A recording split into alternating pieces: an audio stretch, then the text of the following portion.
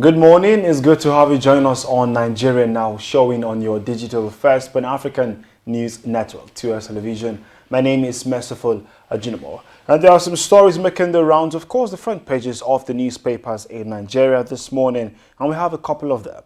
And joining us in the studio to analyze these stories is Adebayo Fajime. Good morning. Good morning.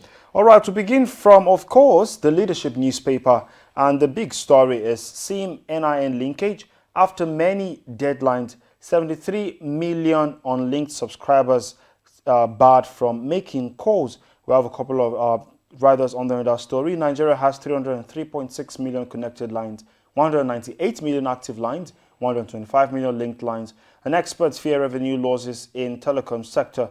Of course, that's on page 4 of the leadership newspaper. And of course, there's still one there. It says rising insecurity, signed the SIM-NIN linkage exercise has failed. That's on page 4. What do you make of this story? Yeah, well, I think that is the directive from the government, but there are questions that are yet to be answered. And because last year the Minister of Communication and Digital Economy It's up and down. So said the government is making this move to ensure to ensure security of lives and property, to curtail insecurity and the rest of them. But we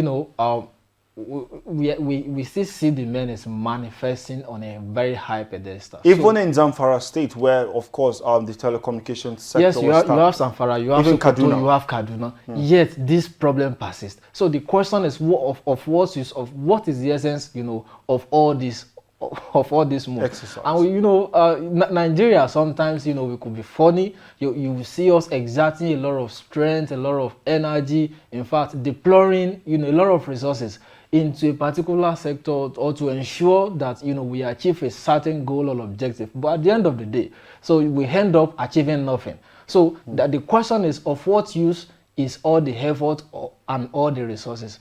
So, but just like they say, they have the power, to do what they say they want to do, but at least whatever they want to do in this sector to ensure that, this insecurity is reduced to the barest minimum, I think government needs to be sincere so that, they don't just, deny people of their rights just anyhow.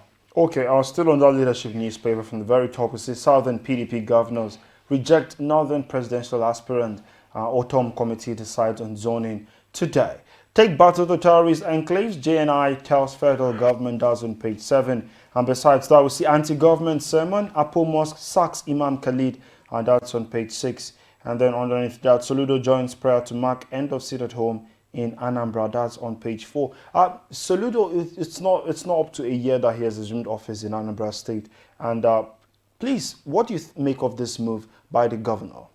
Yeah, you see, since its emergence, since its inauguration, you can see that all the moves he has been making does not show that his leadership is about guesswork. You can see vividly that this man is prepared and he really meant business. So you can see from his inauguration, from the move he has been making, the appointment he said that he was going to make, and he said within the couple of 2 weeks that he was going to appoint commissioners, and he has appointed them. He has sent the names, to the House of Assembly.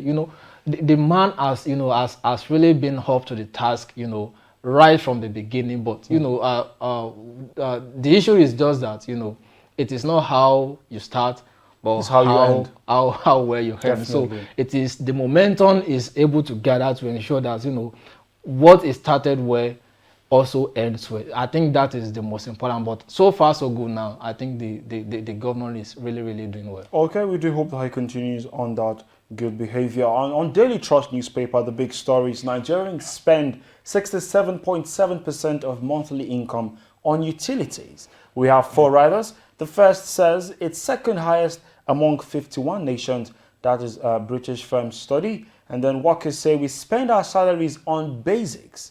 And of course, we see something else there. Most Nigerians live on goodwill. Report 40 say local analyst. That's on page, on the big story, of course, of the Daily Trust newspaper.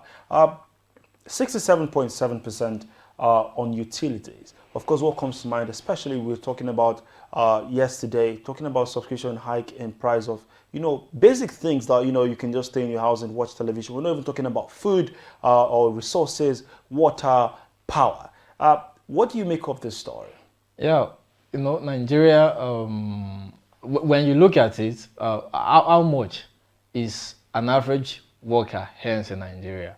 So we're talking about minimum wage, for civil servants. How many state government, are up to the task, are been faithful, to that. I mean, I've been faithful to that commitment. So that's one. The second, and now if you look at it from that angle, now you can imagine, the burden on average Nigerian worker to live a very good life, and that these things that we're talking about are not even being subsidized.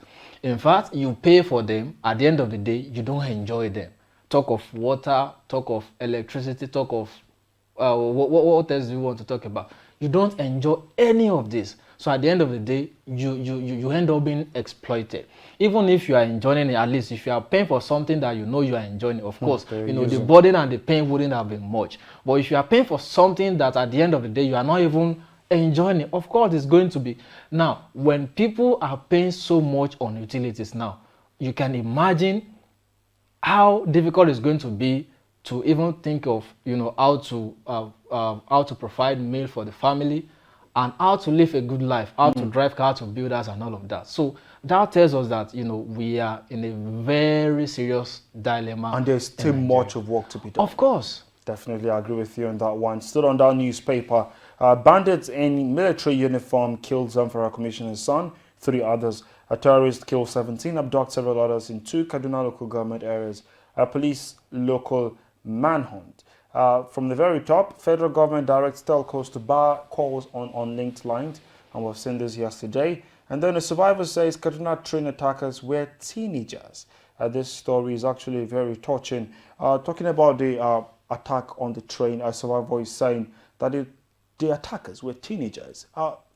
I begin to think, like, how possible would that be? Young people who are supposed to be either in schools or doing something that will make ends meet, carry guns and, attack the train. What's your reaction? Yes, of course.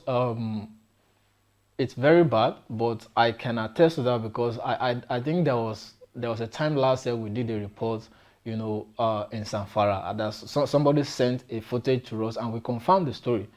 The attackers were just young people, between the ages of 12, 17, 18, 19.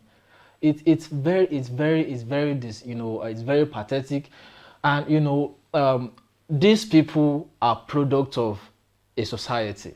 They are products of a nation. So that means if we can see young people like this, manifesting this kind of menace, it means something is wrong somewhere. That means we have left our port unwatched and it has burned completely. And that tells us that something must be done very radically. And that's why I keep saying it, that, see, this fight against insecurity is not about, going to these people with gun alone. As you are fighting with gun, let's try to identify the root cause of this issue. What are the root causes? Is it lack of governance? Is it poverty or what? So that we can also, we can as well, be attacking, the root of the causes, from another angle. So because if we keep on this way, we neglect people, there is lack of governance, there is poverty, in all facets of our national life, there is no way other people will not be pushed, to be perpetrating same act. So there is need for us to do, and like I keep saying that, everything rise and falls on leadership. Definitely. It is people in place of leadership who are responsible to take absolute responsibility to ensure that, one, we win this war, and to ensure that we address the root cause of this matter, so that the issue will not just be keeping on rising and rising and all of that. Oh, okay. Of course, on Blueprint, the big story again is a train attack. JNI says the humanity in us slowly being eroded. That's on page 6. And on the Nigerian News Direct, the big story is bar on outgoing calls. Telcos vow to implement federal government directive. NATCOM's President Ogumbanjo says government action premature. We have a couple of other headlines that we've not touched. Just make sure you grab yourself a copy of all of these newspapers and, get yourself updated with happenings in Nigeria. Thank you so much, Adebayo, for joining us today. Thank you for having me. And thank you, viewers. Don't forget our social media handle is at TOS TV Network. And with that, you can access our Instagram, Facebook, and Twitter. Okay, like, subscribe, and be a part of our social media community. My name is Merciful Ajinomo. See you tomorrow and have a wonderful day.